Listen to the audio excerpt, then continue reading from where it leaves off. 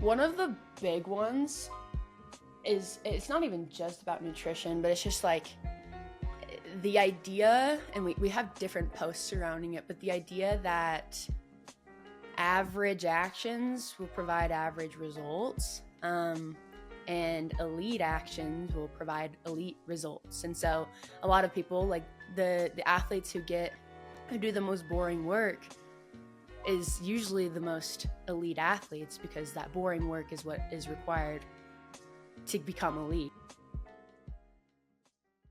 Kelsey Poulter, welcome to the Running Effect podcast. A pleasure and privilege to say those words. How are you doing this morning? I'm so good. I'm excited to be here, Dom.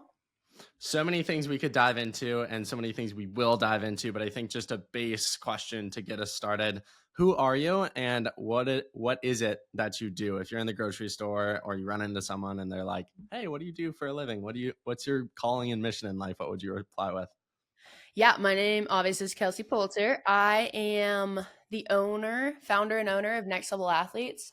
It's a business where we help high-level high school, collegiate, and even professional athletes level up their game with nutrition. Nutrition is something that is wildly underutilized in the sports world, and it's going to quickly become the standard, but I call it a separator right now. And we work with athletes through different programs to help them make what they're doing actually count. So I love it. We started talking a few months ago and started discussing doing an episode with each other.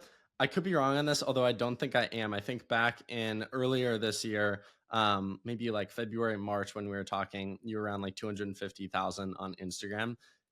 Today, now that we're talking, you're in the 400,000s. How Yeah. cool has it been to see that growth, as well as you work so long and so hard for, I'm sure, way longer than I could even fathom or know about? What's it like to see the hard work pay off? Because I'm sure you talk about this with your courses and with your athletes, but there's really no such thing as overnight breakthroughs. Like, even though it might look like it, I know that there was probably years of work that went into that. For sure. Just like anything, right? Like any good thing, even any athlete, any person, like everyone on the outside is going to call it an overnight success when you're like, no, we've been grinding to figure this out.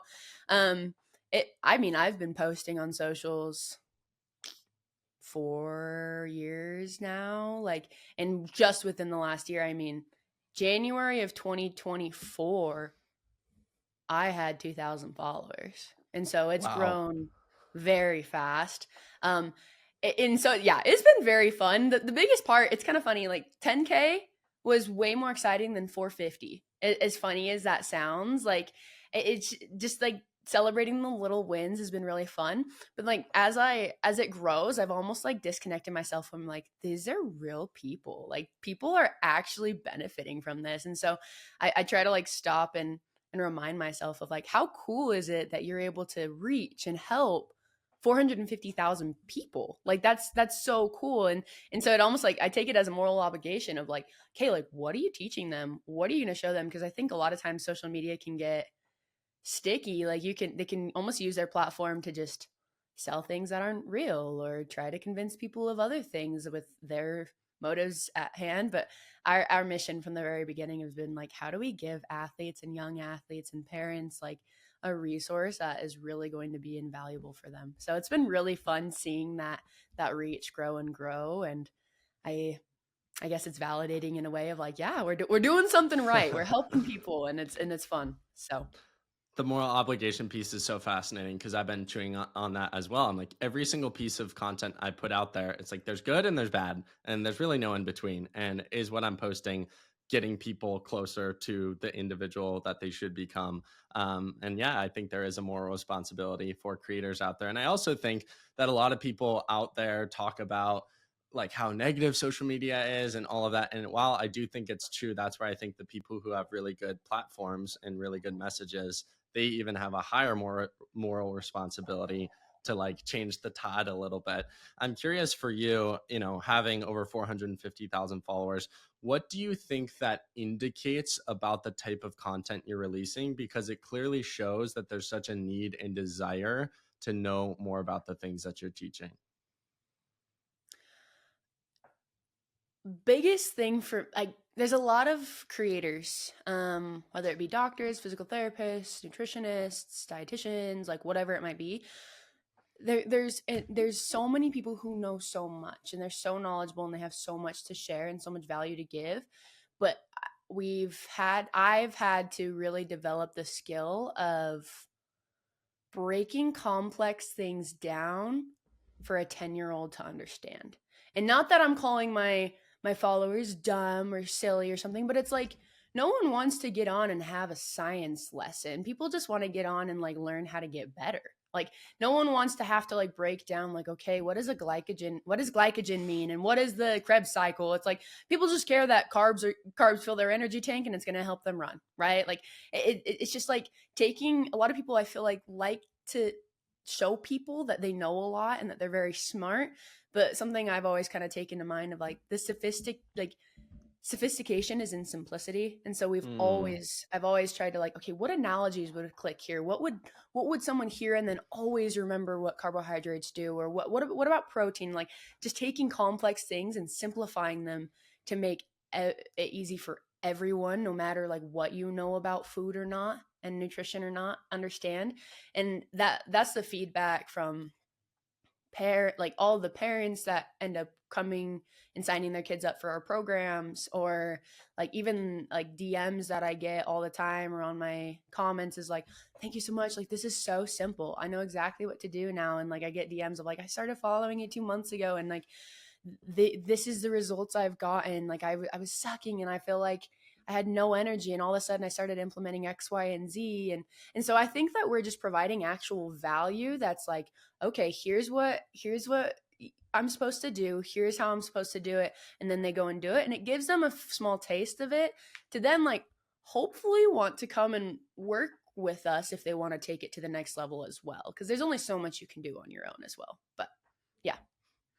What would you say is the message that you've posted consistently about that you have seen resonates with people the most in terms of like an uptick in plays or shares, or just a subject that you think most people either are fascinated in or struggle with the most? And generally those two things I think coincide. One of the big ones is, it's not even just about nutrition, but it's just like the idea, and we have different posts surrounding it, but the idea that average actions will provide average results, and elite actions will provide elite results. And so a lot of people, like the athletes who do the most boring work, is usually the most elite athletes, because that boring work is what is required to become elite. And so like we were talking about my neighbor, Connor Mance. He every day you see him out on the path, just running the same mileage, running the same things, like every night. Like their lights aren't on past 9 p.m. Like they're asleep. Like I'm sure, like looking at their food, they eat the same things that fuel their body. And so like those are elite actions, which is obviously giving elite results. And so that's probably one of the biggest messages for kids, is like, hey, like you can talk all you want about this dream, this collegiate dream, but if you're not putting actions to these aspirations, then they'll only ever be talk. It'll never actually happen. And then you'll get to that point and be frustrated that it didn't happen. And it's like, that's where the disconnect is. And then we fill it in with like, here are the elite actions, because I think a lot of people do have the intention of wanting to try, and so they're like, I'm just going to try harder or work harder, and they end up just like maybe putting their time and effort into the wrong things. And that might be different if it's like, hey, let's take this and give you this training instead, or let's take this and give you this nutrition instead, and this is going to elevate everything. But most of the time it's like, pair the elite action or the elite goals with the elite actions, and that's going to get you very far. And so I think that that's been one of the biggest ones that has resonated with our following so far, parents and athletes. That's super good. Let's see, January 2024, so about like 15 months ago, a little more than that, I did a podcast with Gabby Thomas kind of before she lit the world on fire. It was her first ever podcast. It was in person. It was amazing. And one of the biggest things that stuck out to me in that conversation was she said, quote, The most successful athlete is probably going to be the one with the most boring life. That's what you Oh, said I saw reminded me that of. clip. Really? Yeah, I remember saying, I was like, I say that all the time. Like, Yeah, yeah, yeah, go exactly. Gabby. It's so Exactly. fun. And so I see even at the highest level, the pros I talk to, the best of the best in the world, live very boring lives. My question for you is specifically, and this is where I think social media is just made things look so fake to the average high schooler or collegian. They think that that special supplement or eating a pound of ground beef, like they think these things are going to like be these insane game changers, where in reality, as you could talk to, you could have one day out of a week that you nail on everything, and it's really not going to have that much change. It's consistently good over occasionally great is ultimately what makes the biggest difference. And I think way too many high schoolers aren't willing to sit with the monotony and boredom of an elite routine. 1000%. I think I've said this a lot too. Like a lot of people like the idea of like I think a lot of athletes and kids like the idea of going and playing Division 1 sports or um running in the Olympics and different stuff like that. I think they're attracted to what they see on social media, but they don't understand like we said the work it takes to get there and the boringness that that can feel like sometimes. Um yeah, I love that what you said. Like the consistent consistently good is way better than occasionally perfect or great, and we do see that a lot with athletes and people in general. Like it's like, oh, New Year's resolution rolls around, like I'm gonna lose 50 pounds this year. I'm gonna be working out 5 times a week, and so they start and they're like, okay, I got to be perfect, and then all of a sudden they get frustrated because they're not perfect, and so they just give up, and by February they're back to where they were in December, which is unfortunate. Like I want people to have goals, but I'm totally with you. Like I always say, I'm like, life's long. For like my fitness goals or even my athletes, I'm like, progress is what we're looking for. I'm like, just choose one small, I'm all about change, and so I'm like, if you're not changing, you're not progressing. So let's choose one small thing and write it down at the end of every day and say, what do we want to get better at tomorrow? And then we do that. And then slowly and surely, like we stay consistent.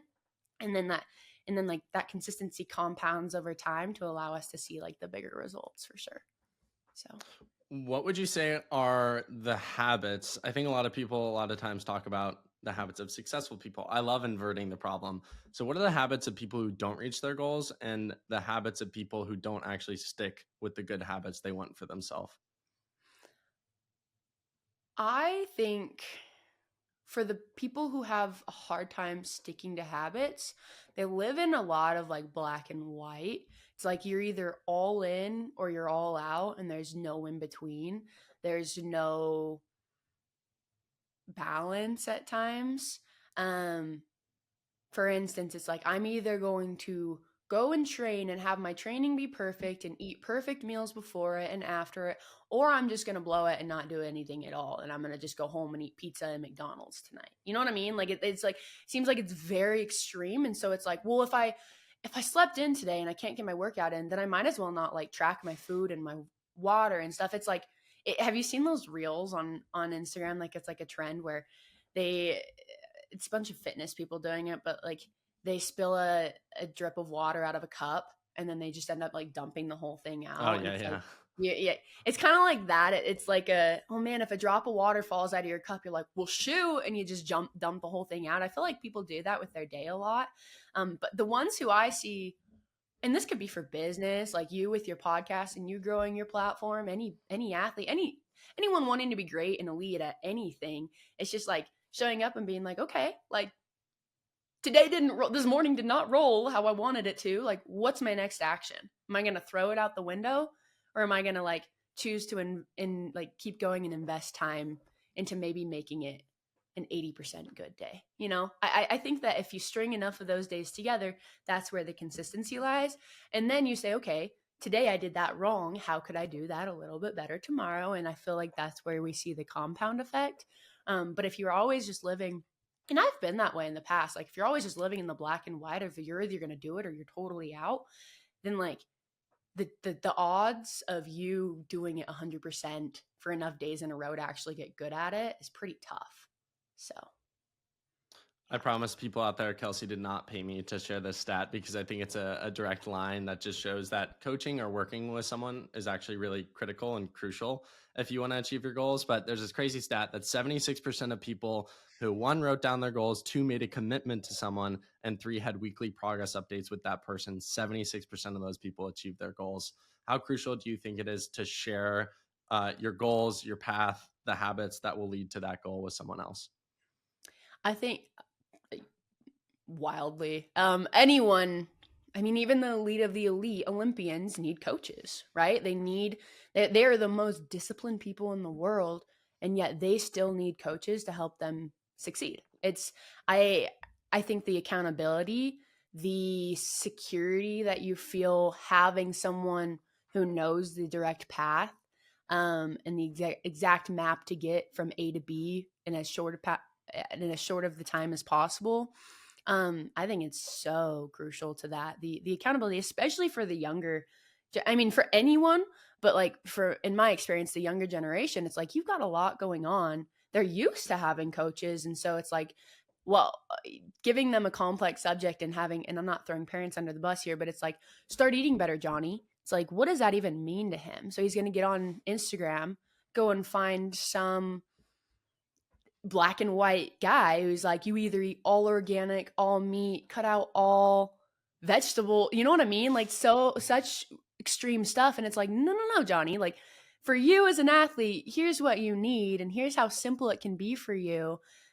Yeah, I think for the habits, and then just like the long lasting relationship around the goal itself, it's crucial to have coaching, and to have someone guiding you to your destination, for sure. I want to give some context to the listener of who you are, how you got in this endeavor before getting into some of the weeds that we've been going down, which I absolutely love. Why are you interested in what you teach? Ultimately, how did you go down this path? And out of all the things you could spend your time doing or teaching, or the 9 to 5, whatever it might be, why did you start this business and this company and even get interested in the first place in nutrition and coaching? Yeah, I played collegiate Division II basketball. Um, it was awesome, and I never want athletes to think like it's a failure if you go JUCO or Division II, because like my mindset is completely changed around it now. Like, top 3%, only 3% of any athlete goes and plays collegiate, right? But at the time, I was pretty bummed about it because I had like a bunch of Division I looks, and that was kind of the goal, and I wanted to stay closer to home, but I ended up moving farther away playing Division II, which was fine and it was great and stuff. Um, and then after I played about a year there, and then I'm a very religious person, so I ended up going and serving a mission for my church in Brazil. And I was gone for about 18 months. And then I came home, and I was going to come walk on to another school here in Utah, UVU. And then I decided, I was like, oh, I don't know if I should do it. And some life things happened. I ended up getting married later on and stuff. And I decided not to go back. And it left this like hole, because the whole goal was like, okay, I'm going to take a small break from basketball, go and serve Jesus Christ, come home and like play the rest of my career and have it be kind of full circle moment. And it's almost just like a page out of my book got ripped out. And I was just like, I would talk to my husband all the time about it. I'm like, I miss it. Like, I don't like, I never had closure there. I'm not sure why. I'm like, I feel like I have to do something in the sports world. And so I started, I just always been interested in the body and nutrition and stuff. So I studied that in college. And there was one day where I was like, man, because I was like working in the nutrition field and working as like a personal trainer, but not specific to athletes. And I told my husband, I'm like, in another life, I would have just loved to work with athletes.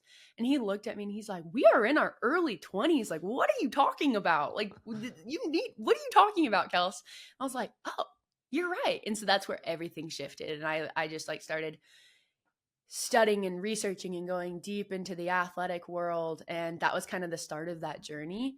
And obviously, like, in my basketball career, there were points where I can pinpoint now, like, the nutrition aspects. Like, I was training so hard, I was conditioning so hard, and I always thought like there was something wrong with me because I couldn't see the results that I was working towards. And now I can pinpoint of like, that was a nutrition problem.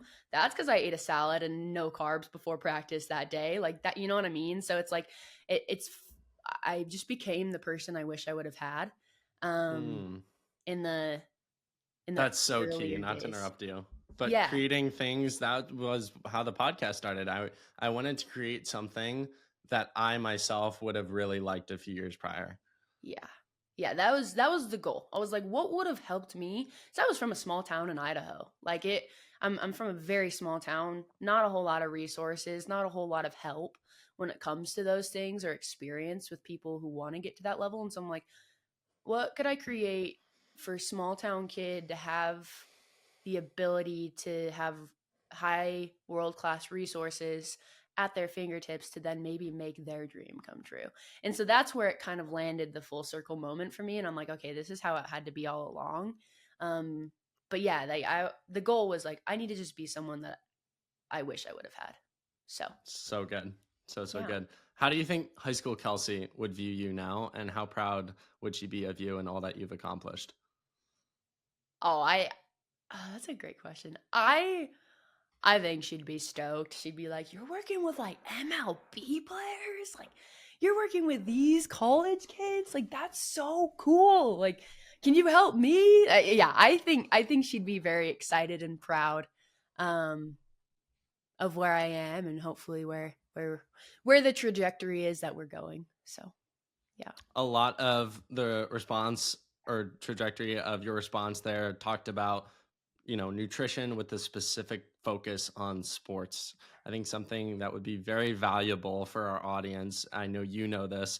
A lot of social media nutrition advice comes from regular people, or a lot of registered dietitians or nutritionists out there are catering to people who come into their clinics who are obese or have high blood pressure or whatever it might be. There is a big difference between eating for the average individual and eating if you're an athlete, specifically if you're a younger athlete.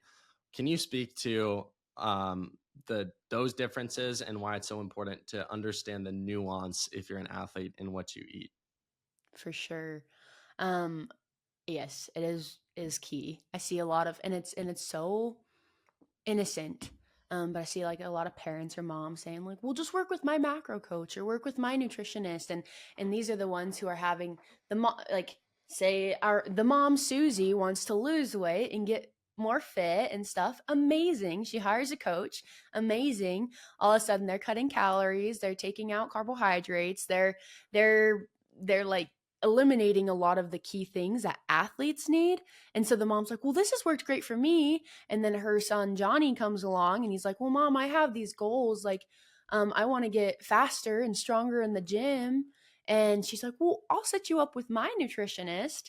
And that nutritionist kind of does a similar thing with Johnny that they did with Susie. And then all of a sudden he's not getting faster, he's not getting stronger. He might get more lean, but like lean doesn't equal more muscle. Like, and so that's a big problem I see happening.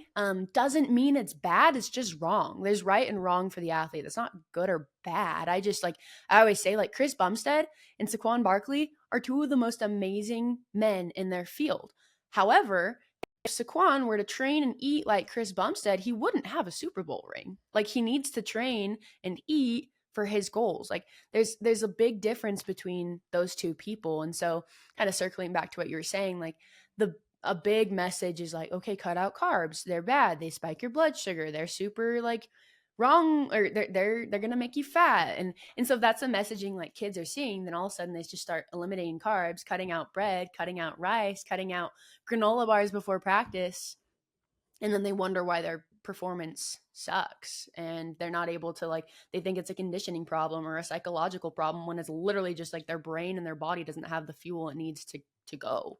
And so a lot of those things like sodium too, I see a lot of athletes are like, "I don't want to eat the beef steaks because it has too much sodium in them and stuff." And I'm like, yeah, sodium for an average human being, like you need to keep that under wraps a little bit, but sodium is like the key electrolyte that any athlete needs. And so we need to go like spike that for them. You know what I mean? It's like when intensity or when exercise or when training duration goes up, carbs and sodium need to go up with it. Whereas like the opposite, where if you're sedentary, like, just trying to stay healthy adult, yeah, like carbs are still important, but you want to probably like watch your carbs a little bit more, and you probably want to watch your sodium a little bit more. So yeah, you've definitely got to differentiate those two. Like, is this for an elite athlete or is this just for general health? And then like having the elite athlete know, okay, like when I graduate, when I'm done playing sports, it's like a lever, they'll come down when I'm just trying to be a healthy individual. So just not good or bad, just right or wrong for just the goals that they have. So speaking specifically on one of the misconceptions you talked about, carbs make me fat. How would you reply to that? And just the importance of carbs. I don't know what you would say here. Please enlighten me. You're the professional here, but I would debate, at least for the running audience that's listening, that it's the most important nutrient out there. And if you don't have it, your performance is massively going to deteriorate. 1000%. I had an athlete. She just committed to UCLA. We had to increase her carb intake a lot, and she PR'd by like in 40 seconds. She went from like a 18:10 to a 17:30 in her season, just with the nutrients. And so like carbs, if your muscles have glycogen storages, I call them muscle energy tanks, right? And the gas that fills those tanks up is carbs. Without those, you hit a wall. That's when you feel like you're running through concrete. That's when you feel like your brain's not sharp. That's when you feel like you're just super slow and sluggish. But when you're carved up, and you eat consistently, and obviously you want to eat the good healthy carbs like fruit and potatoes and grains and stuff like that. Like when you're carved up and fueled well, that's when you run well. Like underfueled equals underperform. Fueled equals perform well. So another one common misconception, perhaps even more than carbs, because I think it's very nuanced for the reasons you gave, sugar being bad for athletes. How would you reply to that? And in what instances or circumstances is sugar good for you? And maybe also define the difference between, if you say, I know you will do this, the difference between eating a nerd's rope and eating fruit with sugar in it for like pre-performance fuel. They're different. yeah. Obviously sugar is a form of carbohydrate. Carbs are found in potatoes and in rice and in whole grain breads, and it's also found in nerds and Sour Patch and gummy bears and stuff like that. So the biggest thing the biggest differentiator, well, let me go here first. Sugar is not bad. There are right and wrong probably places to insert it into one's diet. It's similar to when carbs go up, or when energy needs to go up, because you're working out so much or training so hard. Carbs and sodium are going to go up, and sometimes sugar can be a part of those carbs because it's just an easy carb to eat. So an athlete can choose what type of carbs sit well in their body and what they're willing to eat in the middle of a run or in the middle of a game. So sugar is not bad. Yes, it needs to be moderated. Am I going to tell athletes to have it every day before practice, a pack of gummy bears? No. Like have some dried fruit, have some applesauce, have some, I think just the more natural fruits, the better, because there's also those vitamins and those minerals that the body needs. That's going to help with the overall health of the body. But sugar can have a place if you're in the middle of in the middle of a run.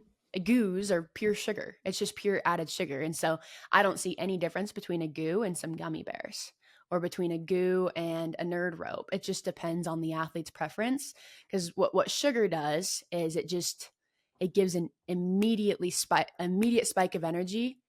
So a lot of people say, well, sugar spikes your blood sugar, which is true. But when blood sugar is what fuels the athlete's running, or what fuels the athlete's performance. And so you need that blood sugar to stay high in order to get the sugars into your muscles to go.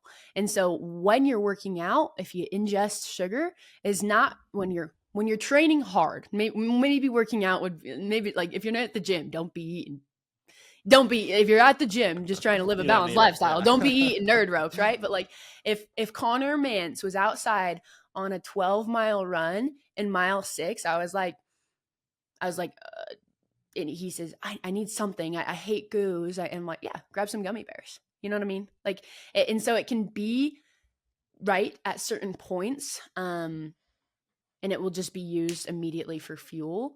But at other points of the day, to fuel your body around meal times and snack times, I would definitely always opt for a real source of carbohydrates like fruit or honey or grains or something like that. Did that make sense? I kind of went That did everywhere make with that sense. one. That did make Okay, sense. That cool. was a good. That was good. I tracked. I Cool. followed. Another one. Caffeine. What's your take on caffeine? How should athletes utilize it, and if so, how should they utilize it? Caffeine is great if it's used. I always say if it's used as an aid, not a band-aid. If athletes are using caffeine because they are not getting at least 8 to 10 hours of sleep a night, or if they're under fueling, that's where we can have an issue, because there's no amount of caffeine that's going to make up for being under fueled and not having those gas tanks full. However, if you are fueled, if you are well rested, caffeine can have an awesome performance benefit, especially on runners. If we're talking runners here, like runners, endurance athletes, caffeine improves endurance. It allows, yeah, it's super. There's a lot of cool benefits that caffeine can give. And so a way to utilize that is you take your weight in kilograms, and you want about 3 to 6 grams per kilogram of body weight as far as caffeine goes. So, I mean, I'd have to do the math, but if you're 60 kilos, then you need like between 180 and 220 milligrams of caffeine about an hour before you race. And that I utilize that with a lot of my track and field and cross country runners. And we see a lot of awesome endurance benefits as well. So Speaking on caffeine, not to at anyone, but I do find it's kind of prevalent in high school and collegiate female circles. The skipping breakfast but having their Starbucks sugar smoothie, coffee. How big does your heart drop when you're working with an athlete and you go through their food log or whatever and you hear that? And what does that do to your I've body? had to work with that with athletes, to be honest. That's like an exact case that we've gone through. And It's I mean, crazy how prevalent it is all yeah, over. it's And then it's like, I have a headache. I'm like, what? You wonder why. yeah, it's the biggest thing you need to do with athletes first, especially younger athletes, is just educate them. Like these athletes, the ones who are working with me, they're not late. I very much, I'm very picky with the athletes who come into our programs, because I always say the people are the product. And so if you have athletes that aren't dedicated, then no matter how great our program is, you're never going to see results. And so we're pretty picky with who we allow in, just because we want them to use it and get the results and see awesome gains, or else it's going to be a waste of time on my part and money on their parents' part. But with the athletes who come to me, I'm like, okay, you guys aren't lazy.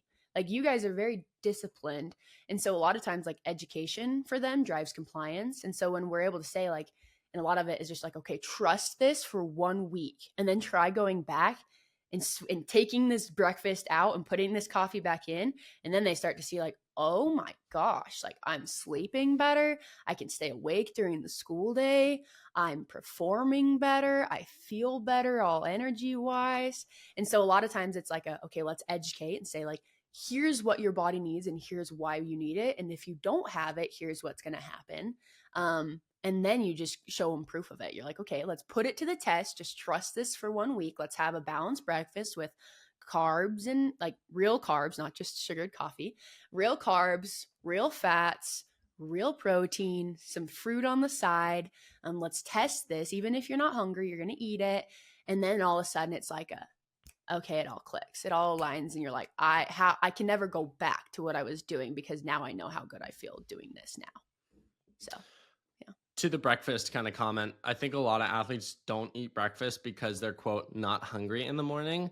Again, you're the pro. Tell me if I'm wrong in this take, but I think a lot of that, when I hear that, is, well, you just haven't trained your body to be hungry in the morning, and your body's a result of your habits. And if you haven't been eating breakfast for the last 6 months, your body's going to be like, okay, we're not going to be hungry in the morning. Why is breakfast so important for anyone, but specifically talking to athletes listening? And what would you say to that misconception of, quote, I'm not hungry, and how would you change that through time? you nailed it with your body. Our bodies are very smart. Whatever you train it to do, is what it will be good at. And so, I mean, the first couple days of ever showing up to the gym, you don't know how to lift. Your body is sore as heck. It's hard to stand up off the toilet. Like, you're sore, right? And because your body's not used to it, hasn't adapted to it. But give it 2 months, and then all of a sudden, you'll hit leg day and you might be a little sore, but not nearly as much as you were before. Your body's used to it. You're lifting more now, so your body adapts. And it's the same thing with the food. Like, if you've never eaten breakfast, well, of course you're going to hate eating breakfast in the morning, like right after you wake up. If you don't feel hungry, yeah, it's because you haven't eaten breakfast for months. And so your body is going to be smart and adapt to it and say, well, yeah, I'll just train myself to not be hungry.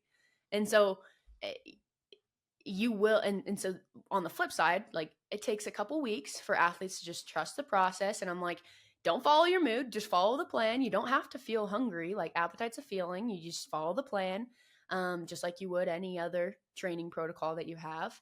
And then all of a sudden they're like, I can't not eat breakfast in the morning. Like, I need it. My body's adapted to it.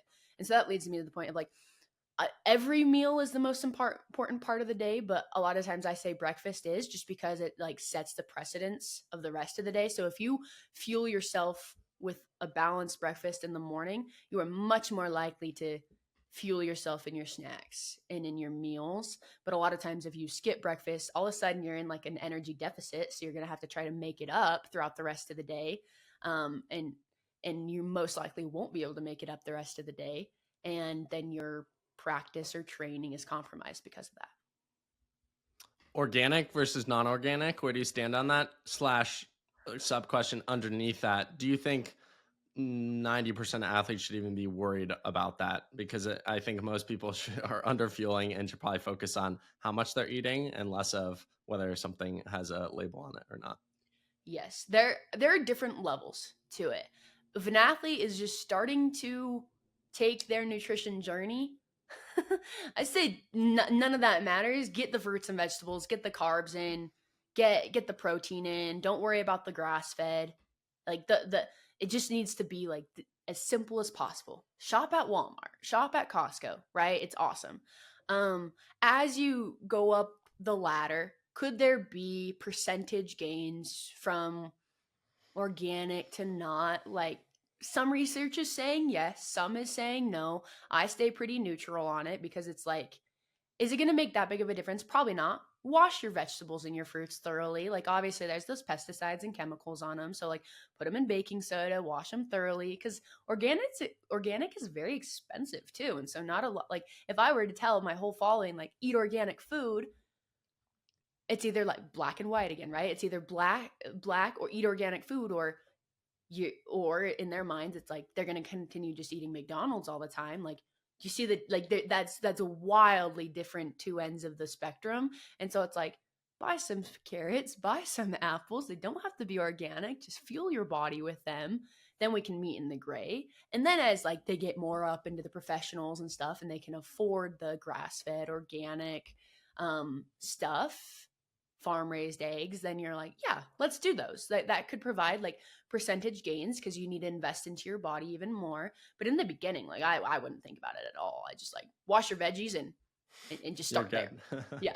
I love it. A lot of people, the last thing I'll say is like, a lot of people would like opt for an organic cracker over a non-organic apple. And I'm like, that's where there's something wrong with this system right now. Sometimes we slap organic on something and say like, it's just almost a marketing gimmick sometimes in my mind. I think it almost always is. I feel like in today's world in 2025, I feel like I've seen some videos of you ranking different supplements or foods. What would you say are like the over 9 out of 10 foods or supplements that people should be taking or consuming? Whole foods for sure. I mean, whatever God put on the earth is what I always say. Whatever your grandparents were eating 70 years ago, or great grandparents were eating, choose that. That's going to be great for you. So whole grains, rice, potatoes, fruits, vegetables, meats, granola, all of those things are awesome. Dairy, I think, is great, obviously, unless you have a sensitivity to it. And then as far as supplements go, I am a big fan of, obviously, creatine. For runners specifically, it depends. on their body type, on what their training mode is, on maybe what distances they run. So that might be a more situational thing. But usually I opt for like I would say 7 out of 10 of my runners I would put on creatine. Interesting. Um, and then I do really like vitamin D plus K2 as well for my athletes. It depends on what sport they're in. If they're a runner and they're outside and getting a lot of sunlight, um, just for the listeners, vitamin D, you can't get it from food very much. You have to get it from the sun. And so if you're a basketball player in the middle of winter and you're never in the sunshine, then vitamin D plus K2 is going to be really important. If you're a runner in the middle of cross country season, you're not going to need it. But it's just kind of one of those situational things. But I really like that. Another 9 out of 10, I'd say like I'm a big fan of beetroot juice, tart cherry juice, more natural supplements, as you can see, like not as much like, hey, here's this special supplement that was just developed and it's going to fix everything. It's like, no, these are all just come from natural occurring things in the body and it's going to help you just with those marginal gains. I think I saw you're coaching a top athlete in the 800, and I think you have her take beet something juice a few hours out from the race. What's the meaning behind that? Yeah, so that's the girl going to UCLA. The beetroot juice, you want to take it about 2 to 3 hours beforehand. So there's a substance, there's something in beetroot juice called nitrate, and then it becomes nitric oxide in the body. And basically, what it does is if you have like a straw, imagine your blood vessels were a straw, um, you and then you take the beetroot juice. It takes about 2 to 3 hours for it to open the straw up bigger, but it basically opens the blood vessel, aka straw, up bigger, so more blood can flow through your vessels at one time.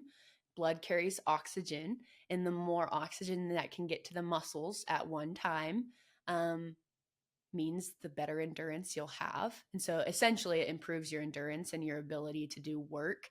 It just gets more oxygen to your muscles at one instance. And so the beetroot juice, like I have her take like a little shot of it just because beetroot juice doesn't taste super good and no athlete's going to want to drink like 16 ounces of it before a big race. And so the shot is easy because it has like, you want about 400 milligrams of nitrate for you to actually see the effects of the beetroot juice. What is the most controversial topic you teach on? What gets the comments popping? I'm so curious to hear about this. Seed oils. Really? What's your take Yeah. on them? The seed oil, like, yeah, I would say a lot of like that world.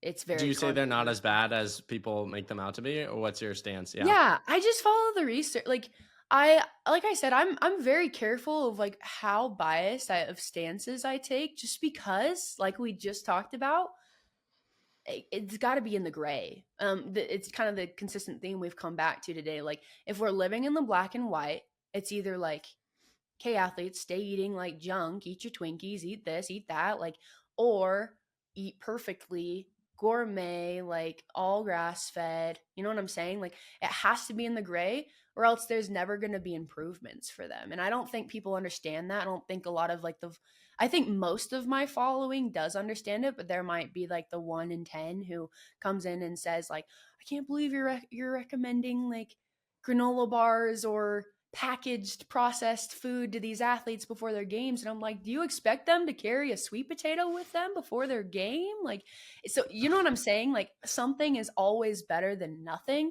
And so I don't think people understand that. Like, of course there's good, better, best, but if Gatorade is the only thing the athlete has access to, that is going to be during their game or before their game, that is going to be 10 times better than them doing nothing, because their body needs those carbs, it needs those sugars.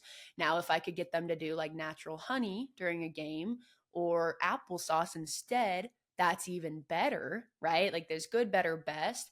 But I think so many people demonize these foods that don't need to be demonized. There's just a right and a wrong place to use them at times.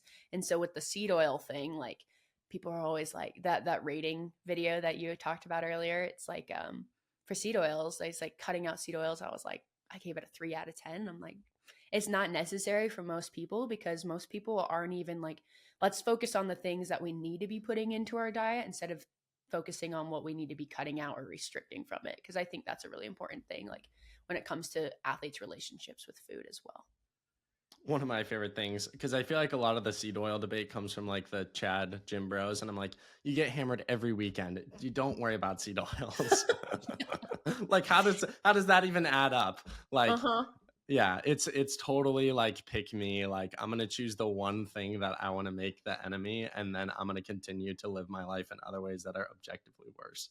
And So and that's the hard part is, again, I stay pretty neutral on it just because I'm not one to go out and get in a bunch of social media fights and debates with people. Because those Chad guys, like, you'll never come out on top with it. Like they'll never stop. They just want to be people who are right. They want to just kind of justify themselves and their actions.